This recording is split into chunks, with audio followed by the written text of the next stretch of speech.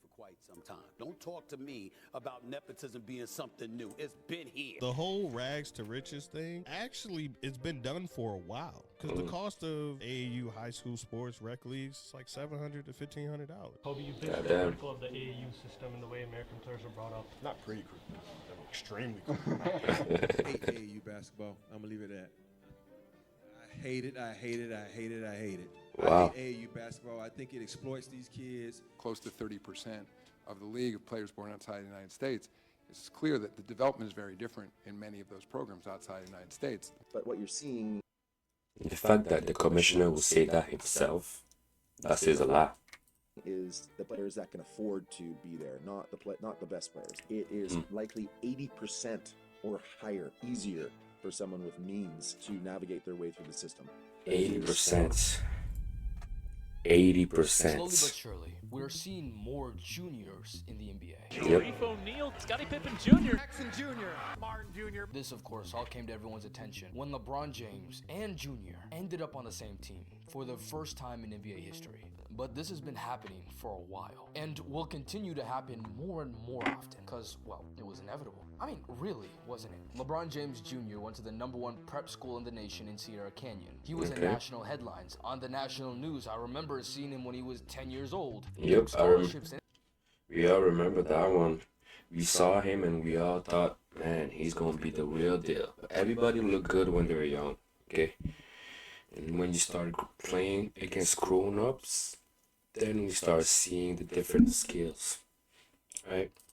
And everything. After all, it makes sense. If your dad or mom was good at basketball, good enough to make millions of dollars from the game, then naturally the kid would also have a high chance of following in their footsteps. But in that frame of logic, if the wealthy sons of successful That's Duke, right? And Jason Tatum's son, Duke. pro players are making it to the league more and Duke more, is funny, what man. does that mean for the quote-unquote trench babies? The kids with hoop dreams that want to make it out. Like Bronny's father or a few of his friends, who, by the way, have sons who have undergone or are currently undergoing the exact same process that Bronny is. Ooh, that's Mellow Kid right there.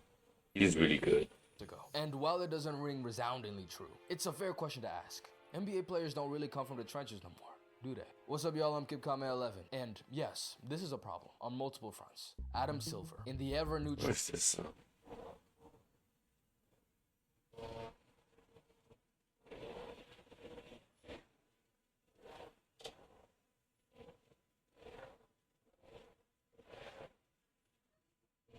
grandstanding positions that he takes, which I can critique but never blame him for, made the boldest statement he possibly could on the state of the American youth development system. That is, do better. Now, am I saying that the youth development system in America is absolutely cooked? This isn't soccer, but the point is, it's kind of getting there. I mean, just think about it. These kids get benefits solely due to the fact that their parents are NBA players. I mean, we're talking about private training, private jets, and filling nutritional meals cooked by gourmet chefs. All things that we can't have because we're regular people. Well, unless you've got a subscription with Factor 75. Factor 75 is the sponsor of today's video. They make meeting your nutrition goals easier than ever by delivering fresh, never frozen, dietitian-approved meals right to your doorstep. They have a team of gourmet chefs that create each meal using only ingredients with integrity to help you feel your best all day long. You gotta pay the bills, bro. You gotta pay the bills. You gotta do what you gotta do. Don't trust that? Well, trust my African dad, who says all American food is processed. Yeah, man. Yeah, man. He ain't wrong. You gotta listen to our African dads, man. I totally understand what he's saying right there. Coming back from the gym after a long day, there's a healthy, smart option that beats fast food any day of the week. I don't know, man. It's gonna look good. It's gonna look meals good. delivered right to your What do door. you guys think? With It's over gonna look 35 good. meals to choose from per week, including options like Protein Plus, which is perfect for NBA hopefuls not trying to look like KD at the Combine, Calorie Smart, Vegan Plus Veggie, and more. Head to Factor75.com or click the link below and use code KIP50 to get 50% off your first Factor box and 20% off your next month of orders. That's code KIP50 at Factor75.com to get 50% off your first box plus 20% off your next month of new. This is coming. Percent off your next month. Let's just finish this. That's what I was saying. Our youth system isn't soccer. It's not. Oh no, it's not soccer. This is coming, by the way, from a disgruntled new soccer fan who had the displeasure of watching Team USA live at Copa America. Ugh. There is still a tendency, and a strong one at that, for the best to rise and get a chance, no matter what background their family comes from. I was put onto Hoop Dreams from one of the researchers I asked to interview for this video. Yeah, I don't know, ball. And that culture of moving your black kid to over an hour away to a white school for them to get a better chance, also known as navigational capital in academic speak, is still prevalent. In that tweet that I showed in the beginning, there was one particular guy who had something to say about NBA players not coming from the trenches no more. And that guy was Donovan Mitchell. In a Players Tribune feature in 2019, Donovan detailed how, in the 3rd grade, he was put into a private school called Greenwich Country Day, one of the best schools in the country, 30 minutes away from where he lived and where he stayed with a host family. He was one of the only black kids at the school. And he says it was a totally different world. Of to course. the point, actually, where he told his 9-year-old self that he would buy his mom a house there, which he did. When he got into AAU, he said, he felt bad for his mom and his sister because they would drive me all over New York City and New Jersey on the weekends to play in AAU tournaments. Wow, that's a long ride. Put like 500,000 miles in that old Toyota Camry. That's sacrifices that you gotta do for your family, man. If you truly believe that Donovan Mitchell, your kid, was gonna make it to the NBA, that's all the sacrifices you gotta do. As a parent, it's part of it, man. It's believing in your kid. It's believing in your kid. Donovan definitely didn't have a silver spoon in his mouth growing up, and it was tough for them, especially for his mother, who rose him and his sister all by herself. I didn't understand. That's tough. As single parents, that's tough. How much she was sacrificing for us. I'll never forget the time I came back out the car one day to grab something I forgot, and I saw her sitting there in tears, all by herself. We had no idea, but at the time, she was always worried about how she was going to pay the rent that month. Her whole vision was to do whatever it took just to get us to graduate from Country Day. Wow. Donovan went to private school from 3rd grade all the way to graduation, and transferred in his junior year of high school to Brewster Academy in New Hampshire, a boarding school that happened to have one of the best basketball programs in the state. Wow. Look what happened there. Anyways, the point that I'm getting at is that sure, it is possible to make it without having means, but there are infinite commitments that the family has to endure that, for some people, just aren't possible. Donovan came from a single-parent household, and his mom fought tooth and nail for him to get the best possible opportunities. Opportunities that probably wouldn't have come his way if his mom didn't do the impossible. That's the thing. It's the impossible. It's literally doing the impossible. Man, literally sacrificing everything you got for the future of your son or of your daughter, basically. She probably didn't have money for rent or anything like that, but the fact that she believed that her son can be somebody, man, that's admirable, man. He was a bit of a late bloomer. He wasn't in the top 100. Yeah, he's not even that tall. He's like 6'2", 6'3". Damn. Recruits till his junior year. His mom didn't care, really, for him making it to the league. She did it out of her pure dedication and at the expense of her well-being.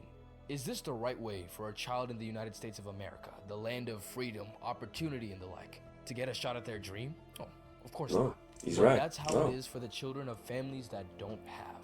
And while their children may have the latent potential, they aren't able to capitalize because they simply don't have the means.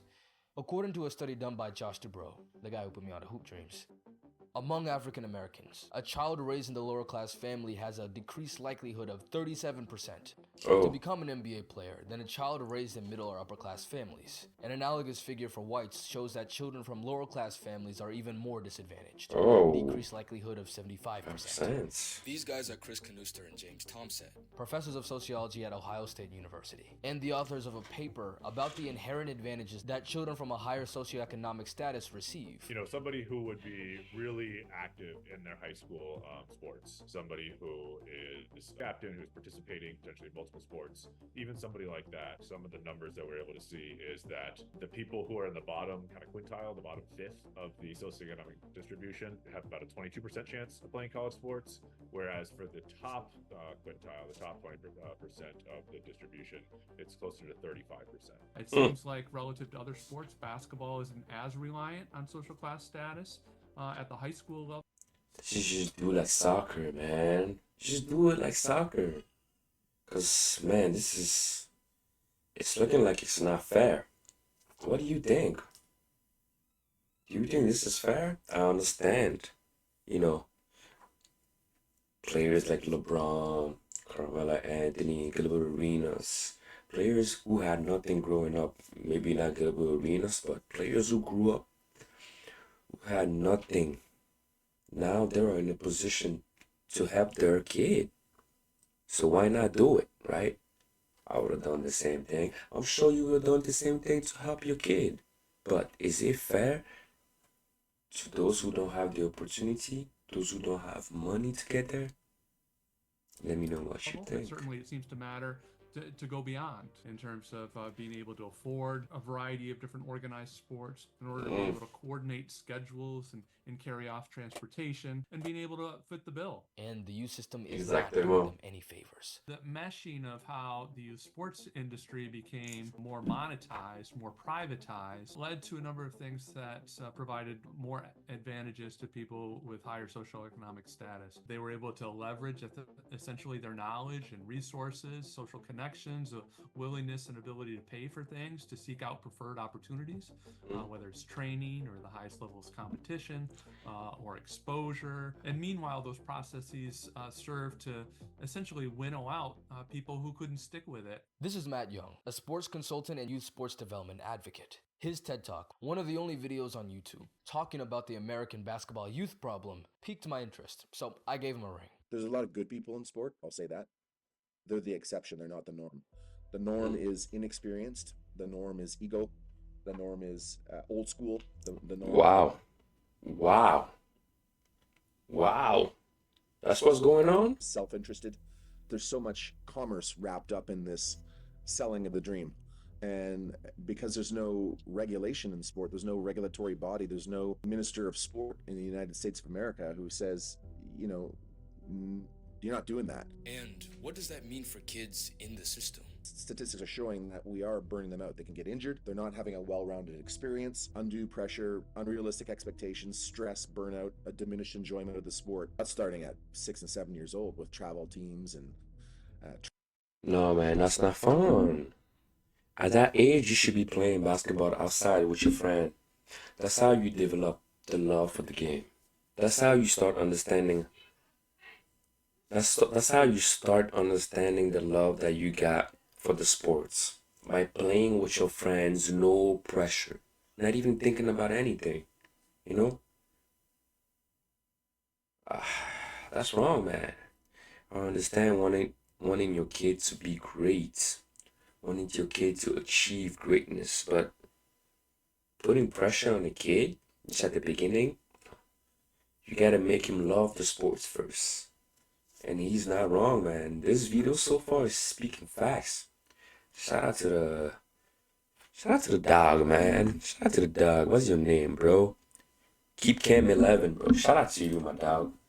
Travel ball and AAU. I'm gonna put a link down below so you guys can go check it out. The top 100 first graders in basketball. You know, and it was serious. We're now getting at the root of the issue. We all know the more money you have, the easier it is to succeed. It's kind of how capitalism works. But it's not just that. More families in America have more means than ever, and way more hoop dreams. Project Mbappe is alive and well in America. Oh, except it's not Mbappe, it's Luke Shea or something. According to a 2015 Landscape article, there are kids, or should I say families, that put basketball first and foremost. This manic chase for the athletic scholarship are kids who, year-round, play only basketball. The NCAA Goals Survey shows that 49% of men in Division I basketball and 55% of women specialized in basketball by age 12. But if we take a look at the best players to ever play the game, we'll see something different. Kobe Bryant. How old were you? 11, 10, 11. And you're playing against other 10, 11-year-olds? Or you didn't score once? Not one. See? No pressure. And his dad is an NBA player, right? Kobe Bryant's dad was an NBA player. But playing no pressure. You just gotta work the game. I have a daughter right now, and I want her to eventually be a basketball player. WNBA. That's why I really want the WNBA to fix all their nonsense and just give love and respect, right? So right now, you just gotta learn how to instill the love of the game.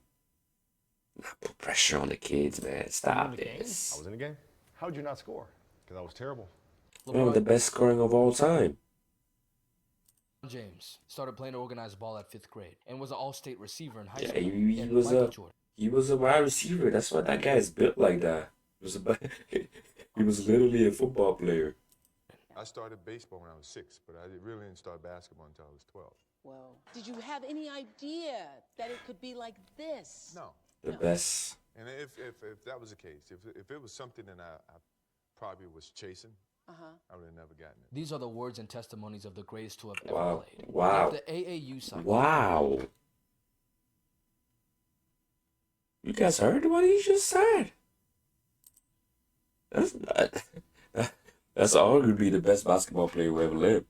Probably was chasing, I would have never gotten it. These are the words and testimonies of the greatest to have ever Have any idea? You gotta bring it right back. Like You gotta bring it this? right back. No. I know. And if that was the case, if it was something that I probably was chasing, I would have never gotten it. These are the words and testimonies of the greatest to have ever played. Yet the Wow. AAU cycle. Let me put this down. Yet the AAU cycle, which is a money My dog. of a youth development. Did I subscribe though? Yeah, I did. My dog. Development organization is the only way to get noticed as an NBA hopeful. As the AAU game continues to progress, it becomes a race to see who can get their kids in first. And guess for whose benefit? Hint, it's not the kids. Anyways, we're getting off topic. This is about the Nepo babies, the seconds, the juniors, all that, right, in the league. They're coming in by the droves. From 1981 Kian to Anthony. 2001. That's Anthony's son, man. That's Kamala Anthony's son. He's a great basketball player. He's a very, very good basketball player. No doubt about that. The percentage of second-generation players in the NBA went from 1.3% to 1.6%. From 2001 to 2024, that number has quadrupled to over 7%. Not only that, but in the 2024 top 75 high school recruits, 15 of them have NBA fathers. Names like Anthony, Boozer, and Arenas are making the rounds yet again. But this time it's like Bart's. Bro, I'm not finishing that. That's terrible. There's an easy explanation for this. I mean, just look at the Currys. They grew up around the lights of the professional basketball scene. It was normal for them. And of course, Dell gave them professional training facilities and training strategies. Hell yeah. We're talking about a guy who made $20 million over his entire career, which, by the way, his sons are making now in like $20 million? His whole entire career? Ain't no goddamn way, man. Players are making $55 million now a year. Oh man, that's not fair. God damn. Wow. one season. Getting Steph and Steph involved in the game was easy, a cinch, a walk in the park. If the Suns wanted to play ball, they would, and would be doing so in the best environment that the world could offer. This is a common trend you'll see. Devin Booker, son of brief NBA employee Melvin Booker, was asked by Melvin at the age of 13 if he really wanted to play basketball. Devin said yes, and Melvin literally said, "It was my duty as a former player to show him how to." At what age, he said? What age? Employee Melvin Booker was asked by Melvin at the age of 13 if he 13. really 13. Do you wanna be a great basketball player? Boy said yes. wanted to play basketball. Devin said yes, and Melvin literally said, "It was my duty as a former player to show him how to play," which meant moving him from Mississippi to Florida and becoming his full-time trainer. If you're familiar with a few top hoopers, you'll see that this is a common trend. Bobo lived in my area and Jada Williams went to my high school, and they both up and went to California to go play for better teams. That's just what high-level hoopers do. They travel, and travel a lot. It's just the name of the game. To play the best, you gotta see the best. But like I said before, AAU is the race to see who can get there first. If you're not on the radar from the beginning, it's just that much harder later on to get noticed. So therefore, we have middle schoolers traveling across the nation to play other middle schoolers with their already expensive teams, which, by the way, how expensive is it? According to another study, American private sports clubs have ballooned to a $15 billion industry, with 63% of parents paying $1,200 to $6,000 annually Wow. for their kids to participate in sports. For basketball in particular, it's become one of the most expensive sports, with parents paying an average annual amount of $1,002 per year. Oh, in order man, to that's accommodate insane. for such high prices. Well, some don't. 42% of lower class families say that the prices are a huge barrier to getting their children into sports. It's just too much. And even if they make to the point where their sons are NBA hopefuls, they're gonna have to travel with their AAU club, which is already, by the way, on average 170 miles away from the kid's high school. The results of these stressors have revealed themselves already at the collegiate level. The percent of D1 hoopers being the first in their family to attend college plummeted from 28% to 19%, while women's basketball experienced a similar drop. And mind you, this study was conducted 10 years ago. Donovan Mitchell's story may as well be the bare minimum if you're from a lower class background and have a child who expects to make the NBA. Unless your family's already gone through the struggle and are now millionaires and are willing to jump to more hoops, which of course is happening more and more often. Now, you might be thinking as you're watching this video, well, if the kid's good enough, they're gonna be paid for, right? Which, yeah, that's that's how it's supposed to be. You know, it used to be like, when you're good, no matter where you at, they're gonna find you. They're gonna take care of you. They're gonna bring you to the biggest stage so they can make money off of you too. That's just what it is. Now the game changed. They would have to be so damn good that a club or organization sponsor them. So they would have to go look for scholarships and sponsorships. That has its inherent limitations. Who's got time to do that? Where's that process? Where do I go? Do I need to travel? Can I even get there? Those parents are probably working their asses off, probably 2 jobs. 3 jobs. So they would have to dedicate themselves at some point, somehow. I don't know whether it's from midnight to 4 a.m. to videos and doing all that and making the contacts and being relentless. So it would be like a part-time job for them to do that. And then what happens if the kids don't make it? You don't have to be That's all wasting money, wasting time. Yep. a rocket scientist to figure out what that could look like and how that could be perceived. So if the parents are unable to make that kind of sacrifice, or something else comes up in the family, or one of 1,000 other things that could go wrong sorry, you're out of luck. Yep. Let's turn our attention now to one Tremont Waters. Let me know what you guys think, chat. Let me know what you guys think. Leave a comment down below. Let me know what you guys think, man. I'm enjoying this video so far, man. A New Haven kid who made it out the ghetto and onto an NBA floor. Tremont Waters, 9 minutes, 2 points, 2 assists. When your number is 51, you know you're not touching the court. 9 minutes though. He's now playing for the Guangdong Tigers, but that's neither here nor there. In the 6th grade, his parents sent him to a private school called Greens Farms, an hour away by train, where at 6 in the morning every weekday, he would wake up and go to school. They couldn't really afford the tuition, but they sent him there anyways. When he got there, they had to hold him back an entire year because the teacher said he didn't learn enough at his old school. When he Ooh, that will set him back another year. That will set him back a whole year while the parents are still paying. Oof, that hurts. He made it to high school. He was offered a spot at a boarding school called South Kent. He excelled there and got a basketball scholarship to LSU, and eventually ended up on the Boston Celtics. Hooray, but not so fast. Tremont's dad, Ed Waters, while seeing his son make his dream come true, saw his life fall apart because of it. Ed Waters said the stress and cost of extracting his son from the local school and moving him into Greens Farms compromised his health. His weight ballooned to 400 pounds. Doctors diagnosed him with high blood pressure, diabetes, a stroke, and sleep apnea. Oh my God. Dog. Wow. That's crazy.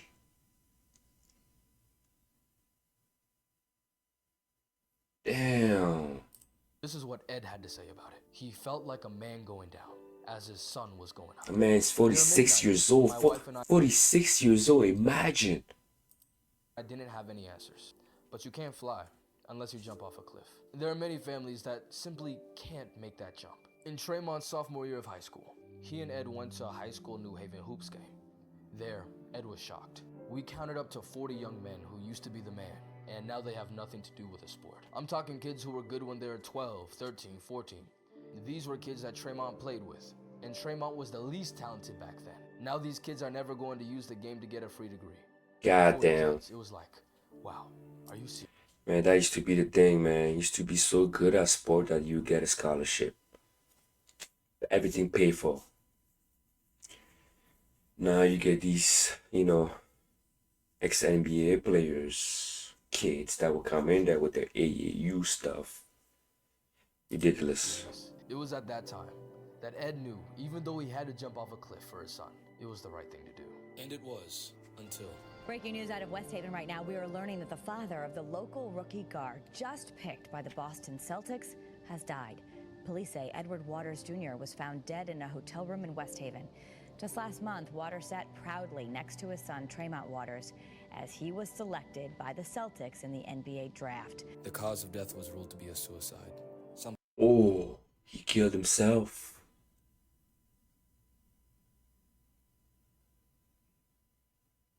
His son just got into the league.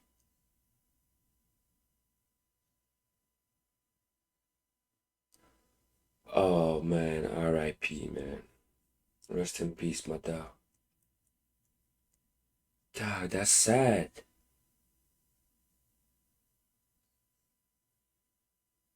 Oh man, that hurts, man. Sometimes, even if you are successful, the cost may be too much. Man.